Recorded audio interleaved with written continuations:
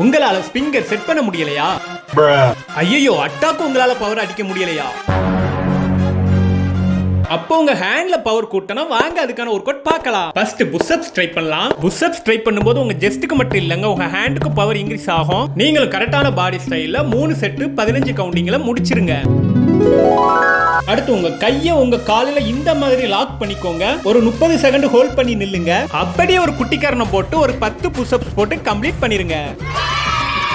Last 1 finger புஷ்அப்ஸும் complete பண்ணிருங்க. 10 நிமிஷம் rest போட்டுட்டு அடுத்து நம்ம பார் கம்பியை தான் யூஸ் பண்ண போறோம். இந்த மாதிரி உங்க கை பொசிஷனை செட் பண்ணிக்கிட்டு ஒரு 30 செகண்ட் இந்த மாதிரி ஹோல்ட் பண்ணி நில்லுங்க. இவ்வளவு பண்ணதுமே உங்க கையில தான் புதுசா பவர் வந்தமைக்கு உங்களுக்கு தோணும். அந்த ஃபீலிங்கும் வெறும் 30 நிமிடங்கள் மட்டுமே. வாரத்திற்கு 2 நாள் வேணா ட்ரை பண்ணி பாத்தீங்கன்னா கொஞ்சம் வாய்ப்பு இருக்கிறது.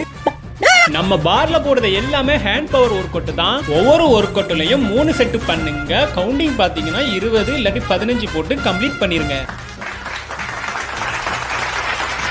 1 மந்த் வாரத்துக்கு 2 நாள் விடாம நம்ம இப்ப பண்ண ஒர்க் அவுட் எல்லாம் ட்ரை பண்ணி பாருங்க. கண்டிப்பா உங்க ஹேண்ட்ல பவர் இம்ப்ரூவ்மெண்ட் ஆகும்.